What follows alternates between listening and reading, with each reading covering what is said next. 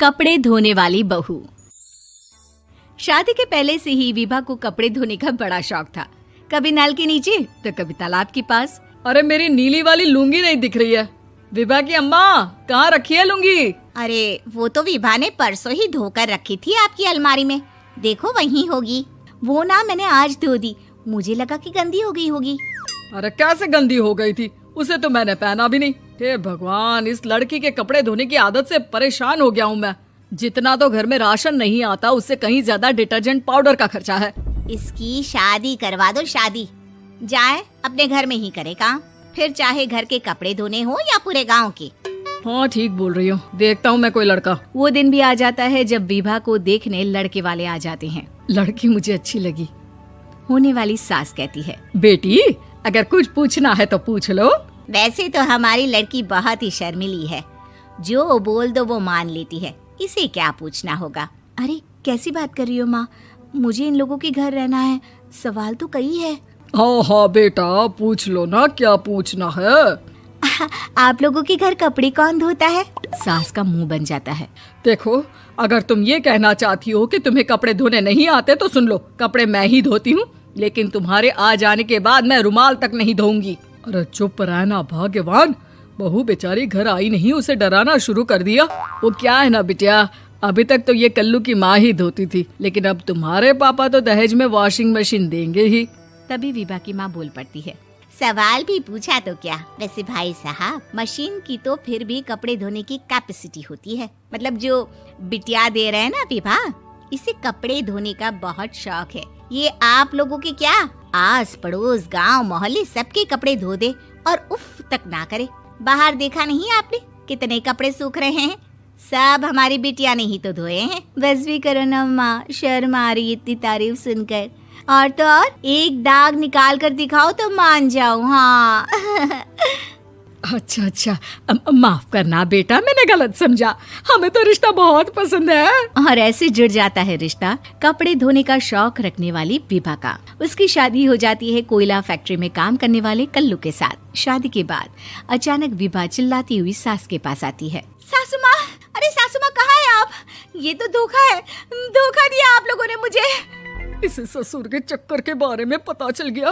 अरे तो उसमें तुझे क्यों धोखा मिला है? अरे नल में पानी नहीं आता, कपड़े कैसे कब धुलेंगे? अच्छा, तू पानी नहीं आ रहा उसकी बात कर रही है। तो आपने क्या सोचा? कुछ नहीं। अच्छा, तेरी माँ ने कहा था कि कपड़े धोने का शौक है तुझे, याद आया मुझे। शौक बोलकर कपड़े धोने वाले मेरे जुनून को कम ना आके सासू माँ, कपड़ा धोना मेरा गुरूर है। तभी पति भी वहाँ आ जाता है। अभी मैंने इसे सनी देओल की फिल्म दिखाई है, उसी के डायलॉग मार रही है माँ। अच्छा सुन, साफ साफ बता रही हूँ, पानी सुबह 4 से 6 और शाम को 10 से 12 आता है, समझी? विभा टाइमिंग सुनकर हैरान हो जाती है। ये क्या भूतों का मोहल्ला है? सुबह 4 बजे उठकर कौन कपड़े धोता है? 4 बजे टंकी में पानी जाता है, फिर सारा दिन धोना ना, किसने मना किया?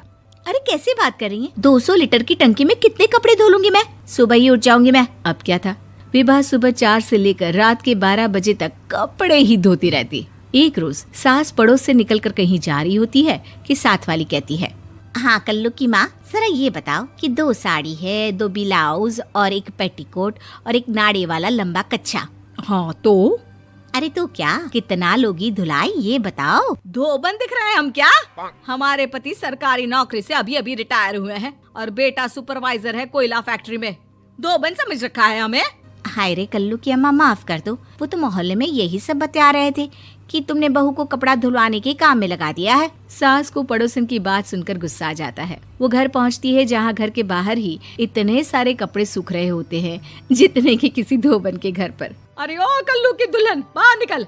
माँ जी यहीं आ जाओ, बाथरूम में चादर धो रहे हैं हम। अरे अभी हम धोते हैं, तुमको बाहर निकलो। ये आस पड़ोस वाले बोल रहे हैं कि हम बहू से कपड़े धुलवा कर उसे कपड़ा धोने वाली बना दिए हैं। अरे छोड़ो ना माँ जी, किन लोगों की बातों में आती हो? आस पास के लोगों का तो काम ही होता है कि वो किसी तरह सास बहू को लड़ा दे। बहू सारे घर के कपड़े धोती है, ये क्या कम है? बोलिए। सास को भी लग जाता है कि वो बहू का ये सनकीपन नहीं छुड़वा सकती, इससे अच्छा है कि खुद ही चुप हो जाए। एक रोज सास और बहू मंदिर जाते हैं, जहाँ सास की साड़ी वहाँ खड़ी भीख मांगने वाली से मिलती है। माँ जी क्या बात है, आपकी साड़ी उस भिखारन से कितनी मिल रही है ना? हाँ हाँ देखो तो, दोनों की साड़ी मिल रही है। क्या बात है कल्लू की अम्मा, तुम खुद को तो अफसर की बीवी बताती हो और ऐसी सिंपल सी प्लेन साड़ी पहनकर घूमती हो। सिंपल और प्लेन नहीं है ये साड़ी। तो क्या सोने के धागे से फूल बने हैं? कुछ भी सासू माँ, कुछ भी। हाँ बने थे इस साड़ी में सोने के धागे से फूल। मेरे पति लेकर आए थे मद्रास से स्पेशली मेरे लिए 10,000 की। ताहे भाई साहब इस भिखारन के लिए भी सेम टू सेम साड़ी लेकर आए होंगे 10,000 की।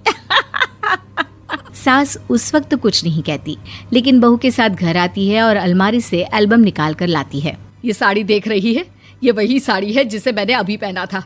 इस साड़ी में ये जो चमकदार फूल दिख रहे हैं ना, ये सोने के धागों से काढ़े गए हैं। लेकिन तू लोकल वॉशिंग मशीन ब्रश से घिस घिस कर सारे फूलों को निकाल कर साड़ी प्लेन कर दी। मुझे माफ कर दीजिए सासू माँ। और तो और, जब मैंने तुझे तेरी गलती के लिए कुछ नहीं कहा, लेकिन तूने तो सबके सामने मेरा मजाक ही बना दिया। क्यों? बहू को समझ में आ जाता है कि अब से उसका कपड़े धोना बंद।